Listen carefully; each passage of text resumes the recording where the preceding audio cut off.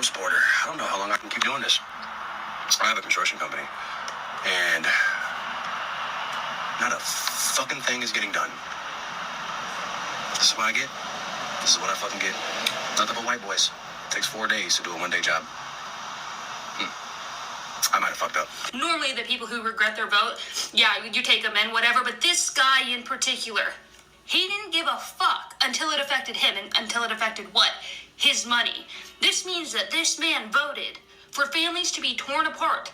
And right now, he does not care about the families being torn apart. He pretty much, in his videos, I went through his page, his only issue is his pockets. He does not care about the living conditions that these migrants are being put in.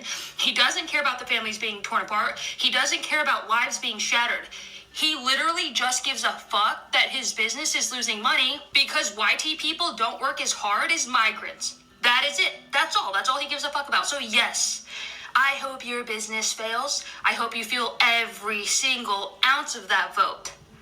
Because you didn't give a shit until it affected your pockets. And that's kind of one of the lowest things.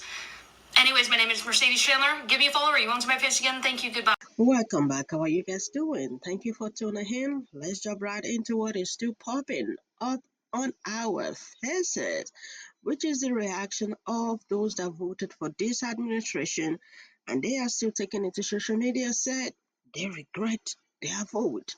I'm going to be playing your clips. Credits to the creators for giving us the opportunity to add our comment to it. You know, you can add your comment down there in the comment section. How do you feel about this? Why are people coming out right now? Because it's affecting them personally. You know what? Let's roll the tape. Then we had our commentary at the end of the video. Hey, I voted for Donald Trump. And really starting to regret my vote.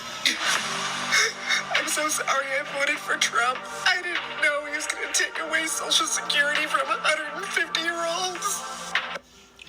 So I admit, I regret my vote for Donald Trump. I regret it because I needed these changes sooner. I needed the prices to go down sooner so that I didn't drain out my bank accounts. One of the hundreds, thousands, millions of people who voted for Trump in November, and you regret your vote. You have remorse, especially after seeing how this administration is inhumanely detaining our migrants and our immigrants here in America. If you are now starting to be impacted by some of these policies that you wanted to see come into fruition when you voted for that man, I want to let you know and make it so abundantly clear that this is not a safe space for you. In fact, I'm about to give you some more information that should make your day even more shitty if it hasn't been shitty already. See, when you walked your little happy racist ass to the ballots and you casted that vote for that orange man, you knew damn well what he was going to do because he campaigned on it. But you was hoping that it wasn't going to affect you. I know that you was hoping that it wasn't going to affect you. And now that it has started affecting you, you want to cry out. You want to cry out. No, suck them tears back in and let me tell you what else is about to be affected due to your vote, okay? So, farms, right? The farmers and the produce, you know, the people who actually pick the produce from out the ground, yeah, they were immigrants.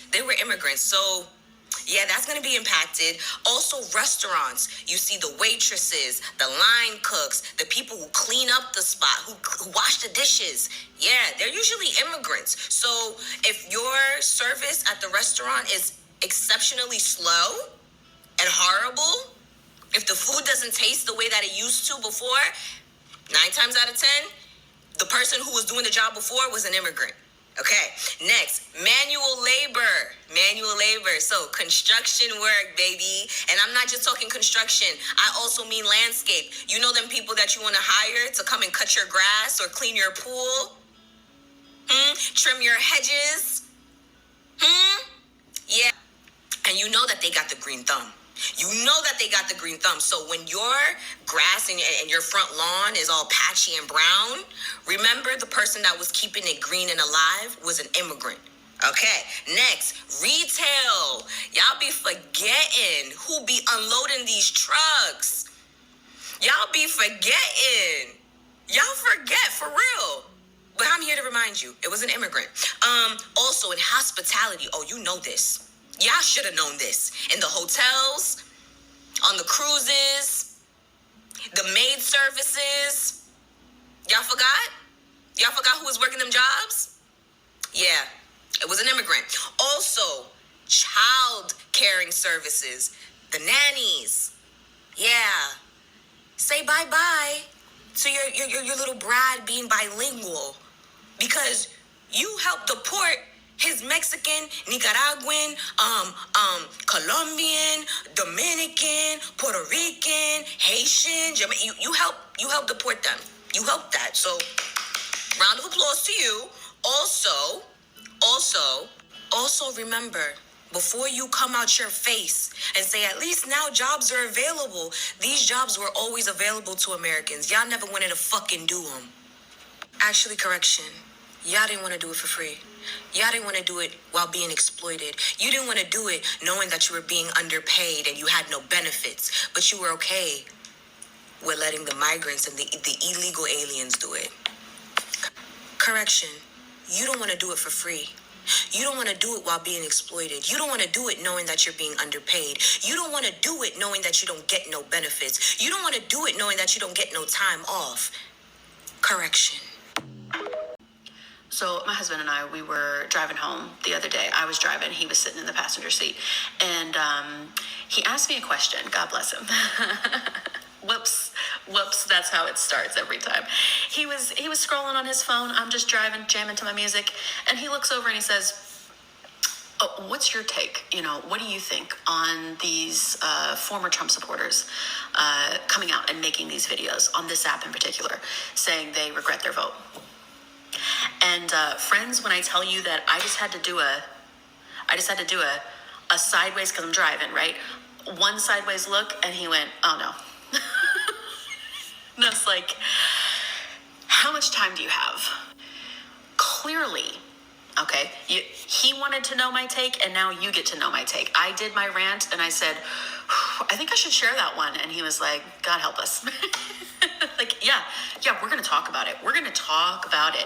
How do I feel about these Trump supporters, former Trump supporters that are coming out and making these videos saying they regret their vote? Okay. Clearly, we need to talk about the concept of martyrdom in Christianity and how martyrdom is trained into us early and often, particularly women. And most of the videos I have seen have been women. Maybe that's just my algorithm. Maybe I'm crazy, but most of them have been women coming out and saying they regret their vote. Martyrdom is saint-like. Martyrdom is Christ-like. Martyrdom, it feels good. And so this is the issue that I have. The only person that gets to feel good about former Trump supporter coming out and saying, I regret my vote. The only person that gets any kind of peace, sense of forgiveness, sense of moving on, sense of edification, sense of having suffered and now they are forgiven, is the person who made that video, right? The people in the comments rail against them. We don't care. We don't accept your apology, blah, blah, blah. Like the comments just flood of people letting them have it. That's what they want because they are martyring themselves, making this video. But here's the thing. The energy on the internet, the memory of the internet only lasts about 3 to 7 days if you're lucky, okay? So they make these videos and they get hammered. They get hammered for about 3 to 7 days. But then they fade away because that's what this app in particular, that's what the internet does, any kind of outrage about anything. You notice how we're already not talking about how a former House rep for Minnesota was assassinated? It happened too many fucking days ago. We've stopped talking about it. So these people get to come out. That was a Trump supporter, by the way, that did those heinous acts of violence, right? So these former Trump supporters get to come out. They get to have their 3-minute video where they act so contrite, they act so contrite, they act so penitent, and they say, I regret my vote. And I know you'll hate me for it, right? They're teeing it up. I know I'll get a lot of hate for this. They want it. They crave it. It fits the martyr narrative. And then they get to forgive themselves because they suffered as Christ suffers, right? They suffered the 3 to 7 days of internet shame, right? But then it's over. So my question is to every single person that makes a I voted for Trump and now I regret my vote video is, what are you doing outside of this video, right? Have you divested yourself from family like we have? Have you gone to the marches? Are you re-registering yourself to vote? Democrats, are you participating in campaigns? Have you gone to a single school board meeting? What are you doing? What does your actual activism look like to turn this tide away from authoritarianism? Because this video that you're doing, right? Your contrition martyrdom video, that's just for you. That's not for us. That's not for us. That's not for anyone in the comments that gets to feel 2.4 seconds of relief that they let you have it. It's not for us. It's for you to feel better. What are you actually doing to fucking fix what you fucking broke? That's my question. That's my question. Answer that question after you make your shitty fucking video where you get to feel better and you get to feel forgiven. All right? We don't forgive you. We will remember. What are you doing? What are you doing?